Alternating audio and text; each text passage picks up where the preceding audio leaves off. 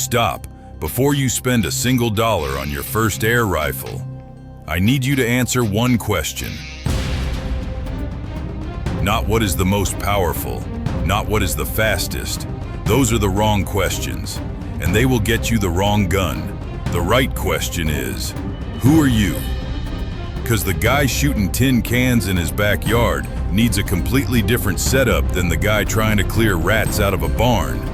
And both of them need something completely different from the guy who wants to compete on a field target course. The airgun industry will not tell you this. They just want to sell you the most expensive thing on the shelf.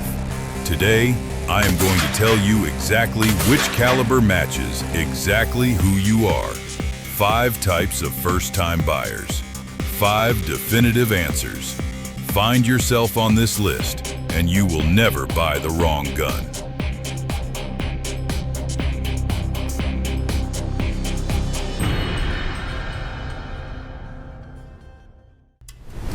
Number 5. This one is for a specific type of person. You live in a suburban neighborhood. You have a backyard, maybe a fence, definitely neighbors within earshot. You want to shoot, you want to have fun, but you are also not trying to explain yourself to anyone looking over that fence. Your caliber is the 177 4.5 millimeter. Here is why it fits your life specifically. The 177 sheds kinetic energy fast once it clears your backstop, dramatically faster than anything larger on this list. That is usually considered a weakness. For your situation, a suburban yard with houses 30 feet away, that is the single most important safety feature you can have. A missed shot stays local. It does not carry. Beyond the fence line, it is already done. The report from a 177 CO2 platform like the Crosman Repeat Air 1077 sounds like a firm hand clap, not a bang. Not something that makes a dog start barking 3 houses down. Just a clean, dry snap and the satisfying ring of a tin can hitting the ground. Semi-automatic, 12-shot rotary magazine. You are not stopping to reload every shot. You are just shooting, which is exactly what a beginner needs. Pure repetition without mechanical interruption breaking your rhythm. The Daisy 880 gives you the same approachable experience with variable power. Pump it twice for close range. Pump it 8 times if you want to stretch it out. Same platform, different energy. Full control in your hands from day one. The deal breaker? Wind. Even at 25 yards, a light crosswind will push that pellet sideways enough to notice. In your backyard on a calm afternoon, irrelevant. In an open field, a different story. But you are not hunting in open fields. You are in your backyard. This gun was built for exactly that environment and nothing else. If that is you, this is your gun. Full stop. But if your backyard has a rat problem instead of a tin can collection, the caliber at number 4 changes the entire equation. Number 4. This one is for a different type of person. You are not just shooting for fun. You have a competitive instinct. You want to measure yourself against something objective, a score, a target, a standard that does not lie to you. Maybe you have watched field target competition footage online and thought, I could do that. Maybe you just want to know exactly how accurate you actually are. Your caliber is still the 177, but not the same 177 as number 5. Heavier, more deliberate, a completely different intention behind the trigger. Here is the mechanic that makes this work for your specific goal. In formal field target competition, you are shooting through metal kill zones as small as 15 millimeters across, at distances up to 50 yards. Unknown distances, you do not get told how far the target is. You have to figure it out yourself and then put the pellet through that window cleanly. A .22 caliber pellet at 50 yards is fighting a pronounced parabolic arc. 1 yard of range estimation error, and that pellet clips the metal faceplate instead of sailing through. Score 0, reset, walk away frustrated. The 177 keeps that arc flat enough that a slight miscalculation in range still keeps the pellet inside the vertical window of the kill zone. That is not skill carrying you through. That is physics giving you a margin to work inside. Highly precise and mechanically refined platforms like the Vyrock HW95K and the Beeman R9 exist specifically for this application. Adjustable triggers set to a crisp, clean break. Match-grade barrels lapped to tolerances that most beginners will not even be able to measure yet, but will absolutely feel in their group sizes. It breaks like a dry twig snapping in two. No creep, no mush. Just a clean mechanical release and the pellet is already gone. The deal breaker, the artillery hold, or spring piston competition rifles demand a completely relaxed grip. No tension in the hands, no pressure from the thumb. You lay the rifle across your palm and let it recoil freely through the shot cycle. Every ounce of grip tension you apply disrupts the oscillating harmonics of the firing cycle and opens your groups. For someone coming from any other shooting background, firearms, archery, anything, this feels completely unnatural. It will take real range time to unlearn the instinct to grip, but here is what I will tell you. The day it clicks, your groups shrink by half overnight, and you will understand exactly why this caliber at this discipline rewards patience more than anything else on this list. If you are the person who wants a score to chase, this is your setup. If you are the person who does not care about scores, but has a rat problem destroying a grain store, Number 3 is where this conversation gets serious. Number 3. This one is for a very specific type of person. You have a problem, not a hobby, a problem. Rats in the grain store, starlings decimating the feed, sparrows nesting in the rafters and fouling everything below. You're not out here for fun. You're out here because something is costing you money or carrying disease, and it needs to stop. You want it done cleanly, quickly, without drama. Your caliber is still the 177, but loaded with something completely different from what number 5 and number 4 are running. 10.34 grains and above. JSB Exact Heavy. Bisley Magnum at 10.65 grains. This is not the lightweight plinking load. This is the 177 operating at its terminal ceiling. Here is the mechanic that makes the difference between a clean dispatch and a wounded animal disappearing into a wall cavity. A standard lightweight 177 pellet punches through a small pest and keeps going. Energy transferred, minimal. Impact, survivable. That is not pest control. That is cruelty. Load that same barrel with a 10.65 grain heavy pellet and the physics shift completely.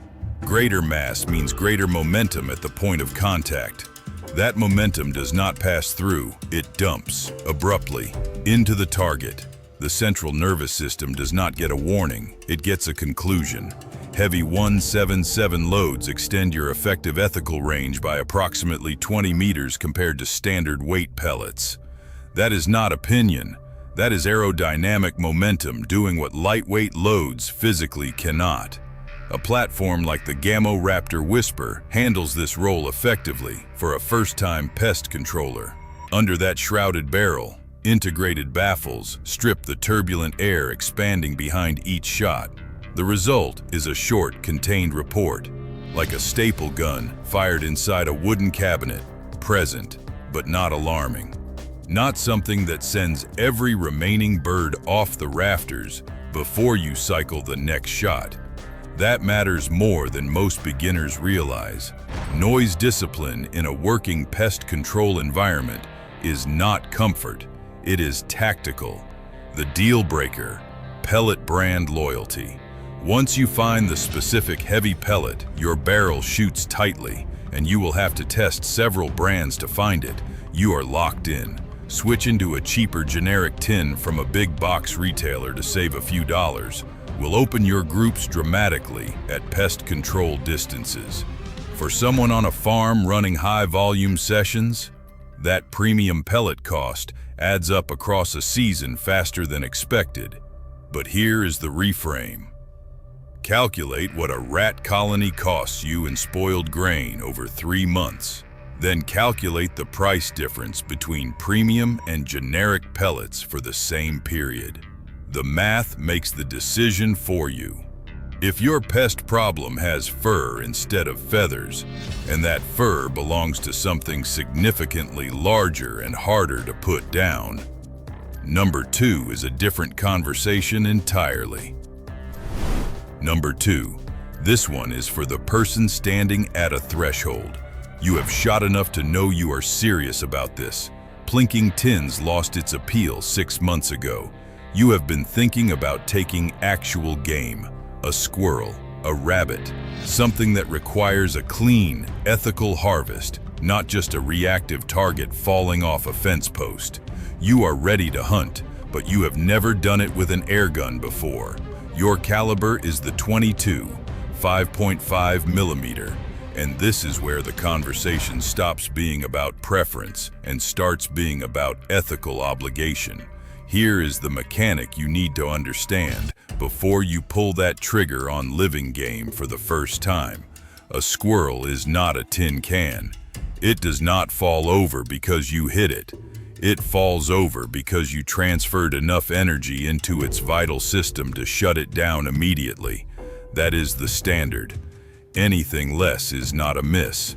It is a wounded animal running into cover to die slowly.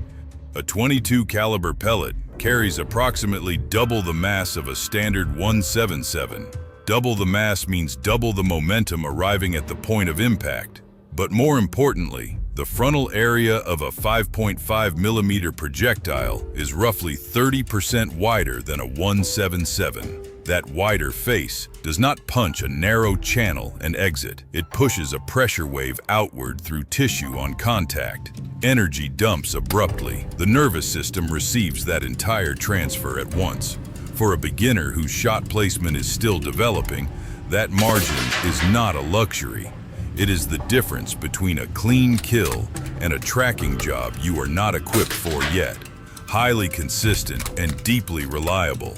A regulated .22 caliber PCP like the Umarex Notos locks every shot to the same muzzle velocity across a 21 shot string. No pressure curve chasing.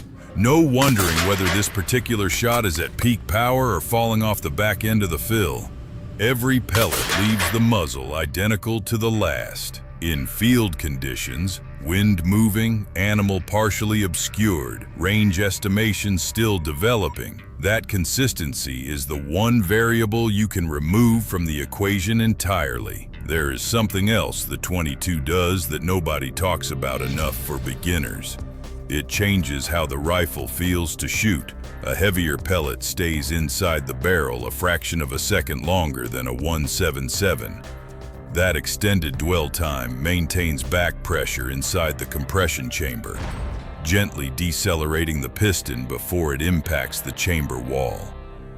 A 15 foot-pounds .22 Springer feels noticeably smoother and quieter than an identical 15 foot-pounds .177. It fires with a deep, muted thud, like a thick, hardback book dropped flat onto a hardwood floor. Authoritative, contained. Nothing that echoes across a field and ends the session early. The deal breaker, trajectory. The .22 drops more aggressively at distance than anything ranked below it. Beyond 40 yards, a beginner who has not yet mastered range estimation will start pulling shots consistently low. But here is the thing.